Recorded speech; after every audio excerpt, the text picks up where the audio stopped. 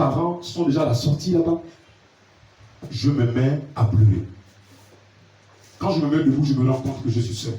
Frère, c'est pas une histoire à dormir debout, hein. Authentique pasteur. Un pasteur qui pleure pendant son mariage. C'était fort. Pleurer comme un enfant. Tu pleures quoi? Tu fais la femme, non? Comment vous me laissez? Ce n'est pas sérieux. Moi je vous aime. J'ai encore, quand je suis fâché, je bégaye maintenant. J'ai quoi? Quand j'ai commencé à pleurer, les deux femmes là sont parties. L'homme de la famille, chez les Massango, ils ont une cloche là qui sonne là. 3 fois, il a sonné ça 3 fois. Quand les deux femmes ont disparu là, frère, elles ne sont plus jamais revenues. Ils ont payé l'amende de 150 000. Cet homme a dit, ce n'est pas normal qu'à ma cour, un beau-fils vienne pleurer pour prendre ma fille. Et il fallait que je pleure. Amen. Que ma famille m'abandonne seule, c'était un mal nécessaire. C'était tendu. Mes parents disent, on ne prend pas. Et ils disent, verbalement, on se lance comme ça. Hein. On suis seulement assis. Mais je ne pouvais pas imaginer que ma famille était partie. Ma mère était allée à UGB prendre les sous, parce que c'était la période du salaire. Et quand ma mère va prendre ça, oh là là, son petit cœur. Elle dit que si elle était là, c'était une bagarre enchaînée. Bagarre enchaînée. Dieu a dit non. Toi, va à la banque. Pendant que tu reviendras, le problème sera résolu. Amen. Ça a été résolu. J'ai pris ma femme, ma petite Massango. On vient ensemble à Mayumba. Les deux femmes, l'histoire tragique. J'ai dit à ma femme, arrivant à Mayumba, Dieu m'a dit que comme mes larmes ont coulé, elles vont payer pour ça. Je dis, observe-les. On n'a même pas fait 3 ans. Même pas 2 ans. Le mari de l'une d'elles est mort au volant pendant que l'autre était dans le véhicule. Il se rend compte que l'autre est en train de pencher, jusqu'à ce qu'il arrive quand même à freiner. Il descend du véhicule, il le met de l'autre côté. Le temps où il conduit à l'hôpital, il est décédé dans le véhicule.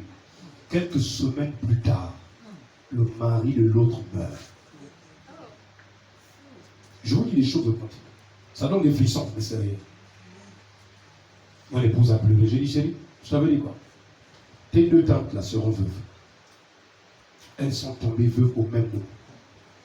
Et l'une d'elles est morte il y a 3 mois, en plein salon. Donc on n'a même pas encore fait 7 ans. Même pas 6 ans. Vous voyez, il est bien de se remettre à Dieu. Amen. Ne gardez pas rancune à quelqu'un. Et quand sa tante est venue à Mayumba, je lui ai acheté du poisson, on a mis dans la glacière. Au début, j'étais en colère. Sans me mentir, j'étais très en colère. Mais après, j'ai dit non. Je suis pasteur. Non seulement ça, je suis un enfant de Dieu. On ne peut pas garder rancune à quelqu'un parce qu'il nous a fait du mal. Et en plus, elle avait détourné l'argent. Cette partie, je ne vais pas l'envoyer sur YouTube. Elle avait détourné l'argent du cocktail. Arrivé à Bouila et à Mayumba, mes parents me demandaient le cocktail. Je m'avais demandé à la belle famille. La belle famille me dit, les 2 sœurs là ont bloqué les enveloppes des cotisations. Elle n'était pas aussi venue à Mayumba. Mais comment faire? Comment faire? Frère, je suis un bon débrouillard, bon. Je suis allé voir mes amis mauritaniens. Hein. Ils disaient, donnez-moi les biscuits hein, avec les canettes. J'ai pris les packs de canettes, les biscuits. J'ai dit, le vin, je ne paye pas. Amen. Si mes parents viennent vous menacer, ça n'engage que vous. Le père, avec la honte, je ne sais pas, là, il a sorti l'argent, là, on l'a prêté l'argent. Il a pu acheter des choses, tout ça. Là. Ils nous ont reçus chez eux. On a fait un cocktail. Et personne dans ma famille n'avait jamais su que j'avais sauvé l'honneur de mon épouse. Au cocktail. Parce que le cocktail, c'est la belle famille qui vous amène après la mairie. Amen. Vous voyez l'amour, où est-ce qu'on peut arriver? Amen. Nous pouvons subir des choses, mais parfois Dieu va nous tester après. Amen. Parce qu'avec orgueil, j'aurais pu dire, d'abord, ma famille va les menacer, nous sommes à Mayumba. Non, non. J'ai dit non. Ce serait une honte pour ma femme. Oui. Et ma femme a un petit cœur, elle va craquer. Je ne veux pas qu'après le mariage, elle se mette à pleurer. Non, non, non. Frère, ne faisons pas souffrir quelqu'un volontairement. Amen. Sœur, je veux que tu m'écoutes. Les belles-mères, apprenez à aimer vos belles-filles. Amen. Même si elles sont capricieuses, ça peut être une façon pour Dieu de vous éprouver. Les belles-filles, apprenez à aimer vos belles-mères. Ça peut être une manière pour vous aussi, d'une manière à vous éprouver. Pour que vous vous aimez l'une l'autre d'un amour chrétien. Ne venez pas à l'église avec des cœurs divisés. Frères et sœurs, réconciliez-vous. Donnez-vous corps et âme à Dieu. Parce que le dessein que Dieu doit accomplir dans chacun de nous, c'est en fonction de l'amour que nous avons vis-à-vis de chacun. Que ce soit pour des païens, frères, que ce soit pour des personnes qui nous ont fait du mal, ou comment, nous devions nous aimer d'un amour sincère. Je ne sais pas si un pasteur au Gabon s'est marié avec des pleurs, mais moi j'ai vu. Mais c'était un mal nécessaire. Mais les deux femmes ont perdu le mari le même mois. Et l'une est morte en plein salon il y a 3 ou 4 mois. J'ai pleuré, j'ai participé. Je suis allé même payer du café, j'ai amené du poisson lors du décès du premier. Le deuxième, je n'avais pas les moyens. J'ai donné, je crois, 25 000. Mais l'autre, j'avais beaucoup participé. Ce n'est pas parce qu'on m'avait fait du mal que je vais rendre le mal. Je parle à un cœur ce matin. C'est tout ça là l'évangile, frère. Nous venons parfois là, nous sommes blessés de partout. Nous avons plusieurs déceptions de partout. Nous avons des blessures inguérissables partout. Et je pense que, comme je n'ai jamais raconté mon histoire, je raconte ça, c'est pour parler au cœur d'une soeur, au cœur d'une belle-mère, au cœur d'une belle-fille, au cœur d'un époux. Les choses ne seront pas faciles, mais ayez la foi de la madame. Vous allez surmonter les vagues. Vous allez arriver à destination. Un jour, vous resterez dans votre maison où il n'y a que de l'amour. Enfin, c'est pas facile, un couple chrétien de vivre ensemble. Quand on épouse nos femmes, on se dit, ça va aller, Seigneur.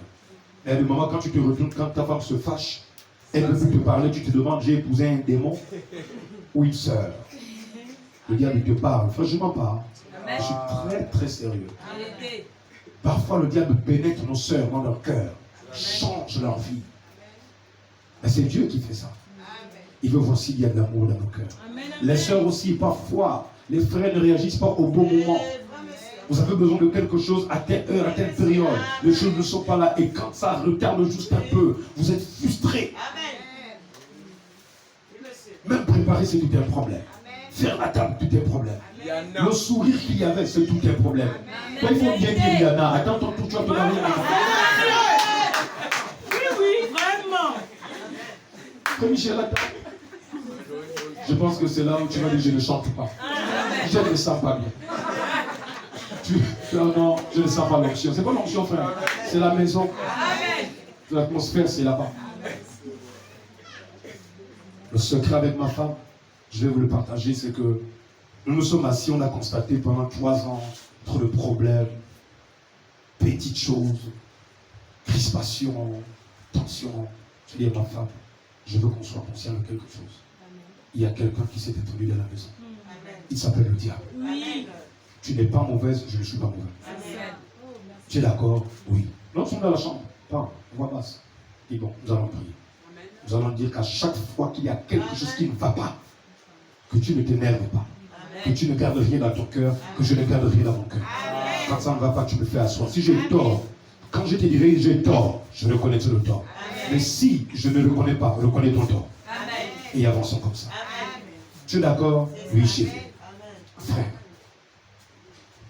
jusqu'à ce jour, par la grâce de Dieu, ça va. J'ai toujours dit aux gens, le PDG a quelque chose qui doit marcher dans nos vies. C'est le dialogue. Un couple, lorsque vous coupez le dialogue, ça pose tous les problèmes. Dès que vous ne parlez plus, c'est Satan qui parle au cœur du mari. C'est Satan qui parle au cœur de la sœur. Regarde, tu penses que quoi? Hein? Mais vraiment, c'est n'importe quoi. Tu aurais pu rester comme ça. Même ne pas te marier, ne pas te fiancer. Et puis quoi? Et quand ces pensées montent, ça dérange l'atmosphère chrétienne. Amen. Et lorsque vous dialoguez, qu'est-ce qui s'installe automatiquement? La tolérance. Amen. Quand vous dialoguez, tu te rends compte que, oh, mais non, c'est le diable. Sœur, tu n'es pas si mauvaise que ça. Non, chérie, tu n'es pas si mauvais que ça. Ok, donc je tolère que tu peux commettre une erreur. Oui, chérie. Bon, moi aussi, je tolère aussi que tu peux commettre une erreur. D'accord? Donc tu n'es pas mauvaise. Non. Ok, je tolère ça. D'accord, Dieu soit loué. Nous allons prier, chérie. Oui, nous prions. Qu'est-ce qui s'installe après? C'est automatique, c'est la paix qui s'installe. Le PDG a quelque chose qu'un couple doit vivre. Si les trois là sont vécus, c'est terminé. Amen. Le reste ajouté, ça va marcher. Amen. Mais quand un couple dialogue pas, frère, le mari ne parle pas. Frère, apprenez à parler avec vos femmes. Amen. Pasteur, hein? Ce ne sont pas des objets. Vraiment.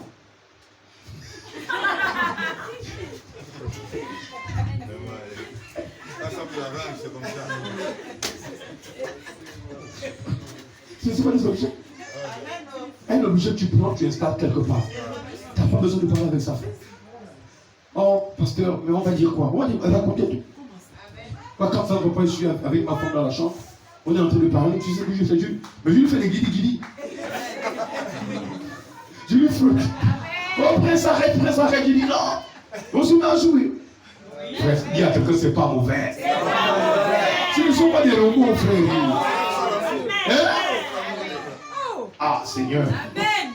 Allez-y, monsieur. Non, non, laisse-moi. Non,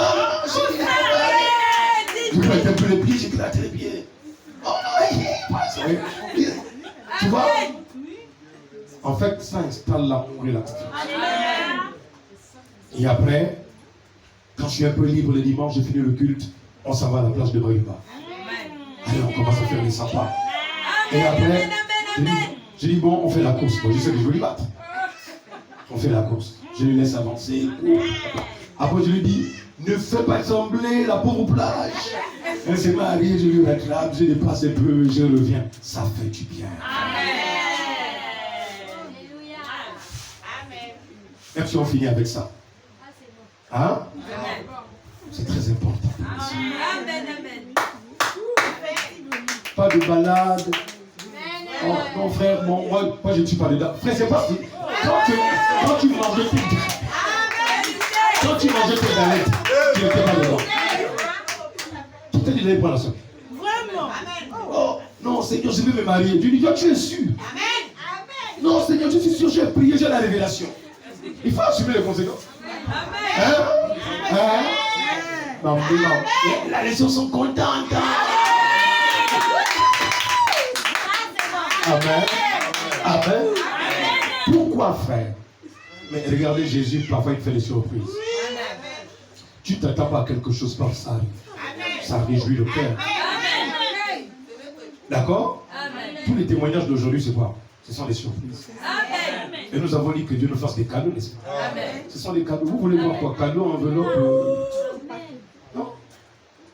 Non, je pense que nous devons repartir à la base de l'amour. Le dialogue, la tolérance. Et entre frères, nous devons tolérer qu'un frère peut rétrograder. Je ne veux pas qu'il rétrograde, mais il peut rétrograder.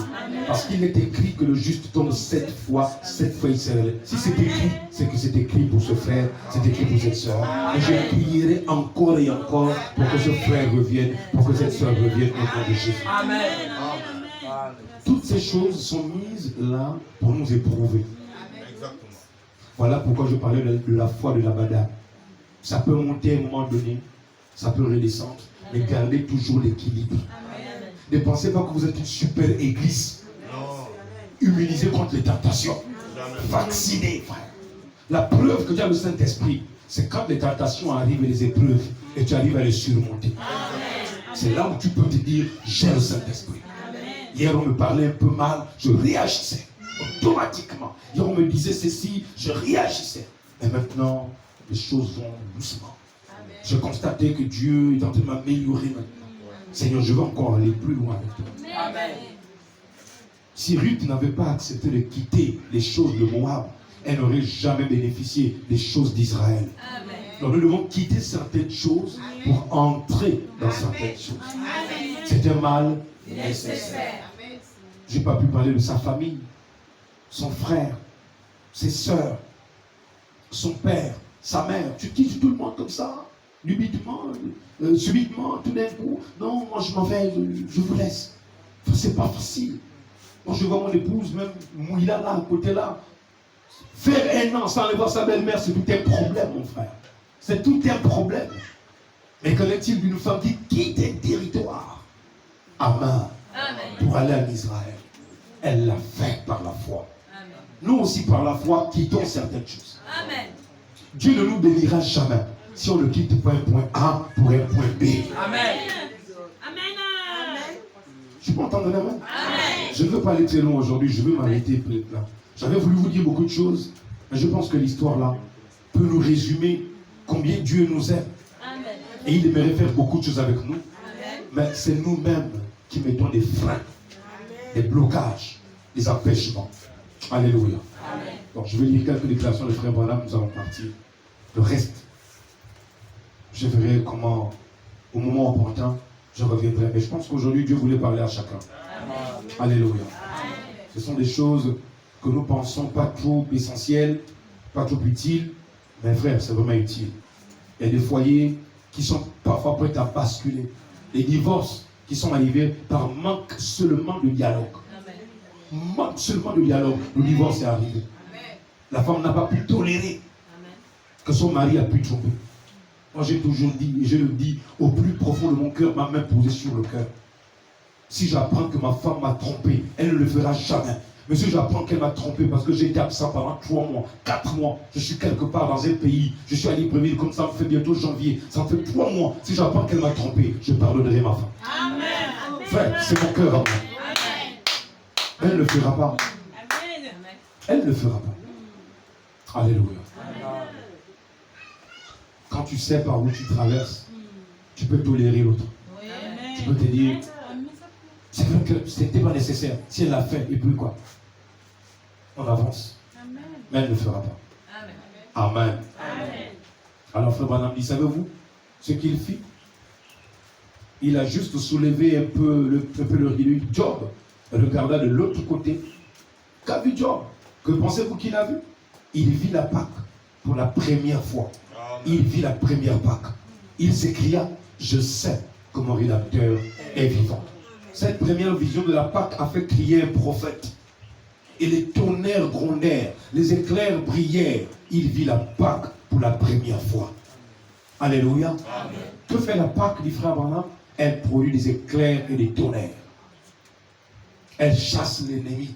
Elle repousse l'ennemi à ses frontières. Amen. Elle dit, ce mois, c'est le mois de Pâques. Amen. Pour mes enfants, il faut faire attention. Ne le touche plus parce que c'est mon épouse. Alléluia. Amen. Et un bébé à consacrer. Je pense que c'est ce que frère Damien a rappelé. Amen. Et paragraphe 41, il dit, c'est à cette heure, mes amis, c'est à ce moment-là, c'est à ces heures cruciales de crucifixion que nous voyons la résurrection. C'est à ce moment-là que Dieu aime manifester sa grâce. C'est à ce moment-là que Dieu aime reconforter ses enfants. Au mois de Pâques. Alléluia. Amen. Oh, frère Madame dit, l'heure la plus sombre que ce monde ait jamais connue, c'était le vendredi saint. Lorsque tous les espoirs, tout était écrit, tous les espoirs qu'ils avaient, c'était ce qui était écrit sur papier. Tous les espoirs qu'ils avaient, c'était ce qu'un certain philosophe avait dit. Et le prince de la vie était en train de mourir au calvaire. C'était l'heure la plus sombre que le monde ait jamais connue. Et frère Branham dit, frère Branham dit, frère Branham dit, mais la Pâque produisit l'heure la plus brillante que le monde ait jamais connue. Amen. Branham dit, parce que toutes les superstitions, tous les doutes et toutes les frayeurs furent ôtés quand Dieu le ressuscita. Amen. Alors je peux te dire aujourd'hui, les frayeurs, le doute, la peur, le je ne sais pas, les superstitions, je viens les ôter ce matin au nom de Jésus. Je te dis que tout ira bien dans ta vie. Amen. Je t'ai appris ce matin, c'est la fin de l'histoire qui compte. Amen. Alléluia. Amen. Branham dit, pourquoi était-ce une heure sombre? Qu'est-ce qui faisait que c'était une heure sombre? Alléluia. Amen. Voilà. Donc, je pense que je vais m'arrêter là, mes frères. Aujourd'hui, on va aller évangéliser au village Bakuta. Il est quelle heure? 12h, non?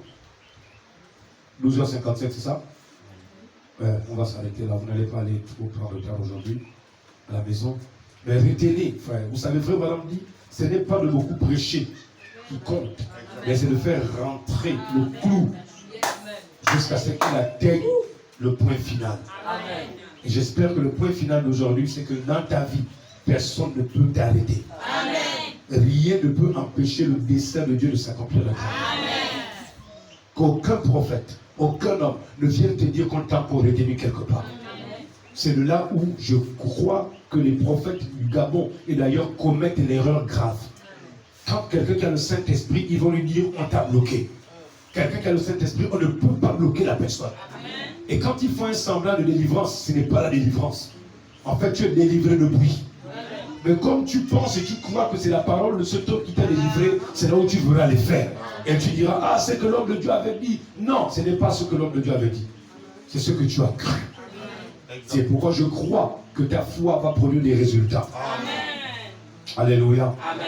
Je bénis Dieu pour les véritables et authentiques prophètes. Comme Branham, Amen, qui reconduisait les gens vers le Seigneur. Comme notre frère Rory qui a un don. Amen. Que Dieu utilise. Puisse l'Éternel canaliser cela de la bonne manière. Et puisse-t-il utiliser les termes appropriés.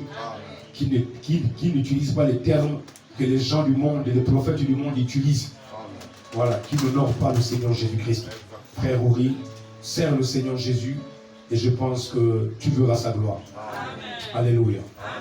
Donc, si dimanche je suis encore là, je ne sais pas. Je ne sais pas. Mais je pense être retenu là à cause des prisonniers qui avaient besoin de 4 semaines de réveil. Et j'avais annoncé qu'ils vont être libérés en grand nombre. Et j'avais aussi dit par l'Esprit que le Seigneur va conduire les juges et les magistrats là-bas.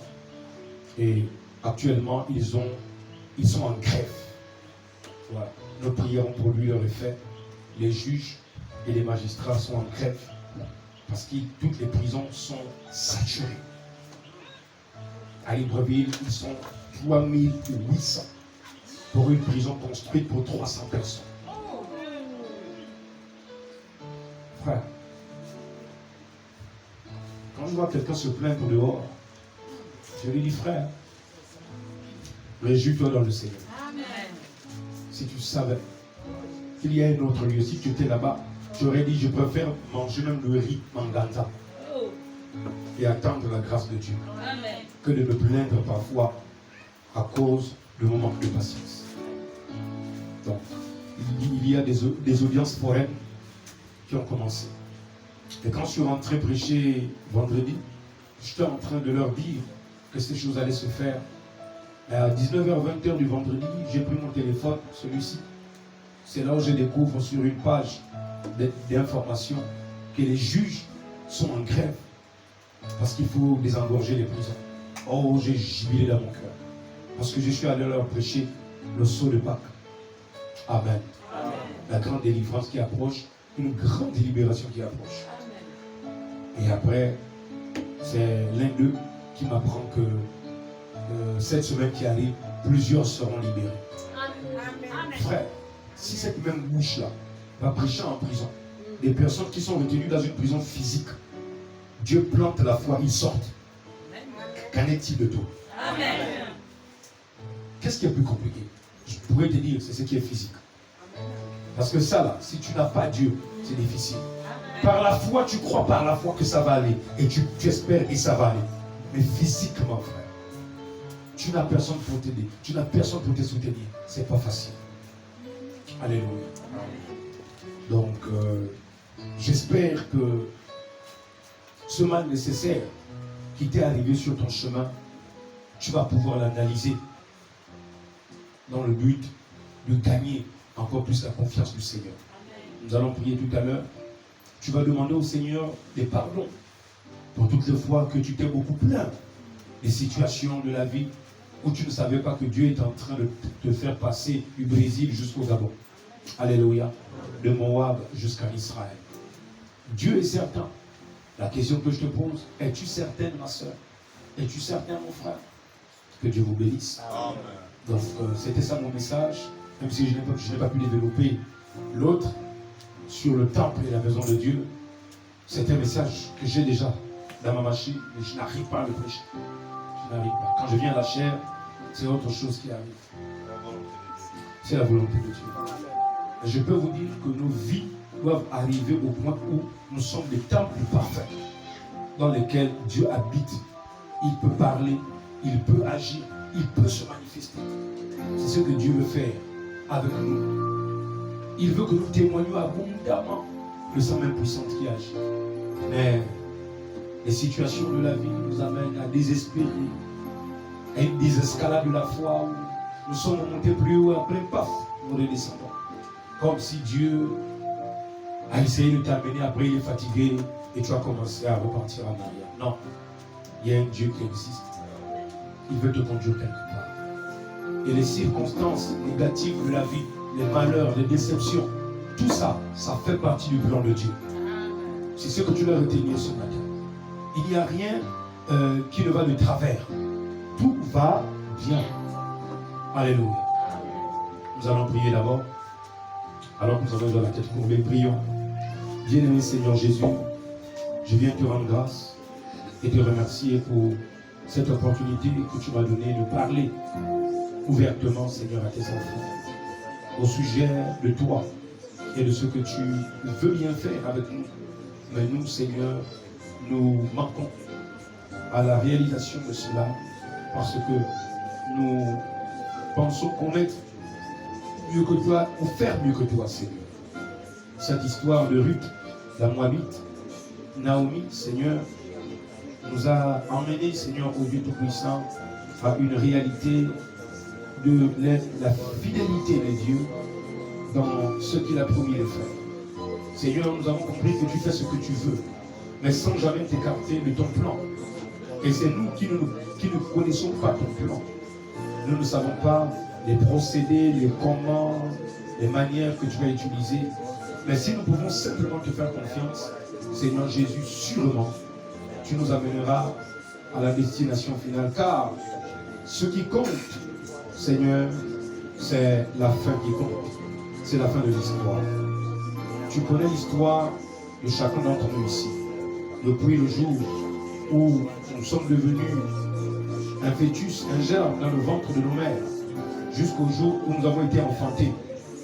Au jour où nous sommes sortis du ventre de nos mères, tu savais, quand notre premier cri de pleurs s'est fait entendre, et l'écho est allé jusqu'au fin fond des extrémités de la terre, Seigneur Jésus, tu savais que nous crierons à toi comme des enfants nés de nouveau, et nous aurons recours à toi qui sera notre Boaz, notre parent légitime, parent rédacteur, qui a pris notre place à la croix et qui est notre Dieu roi.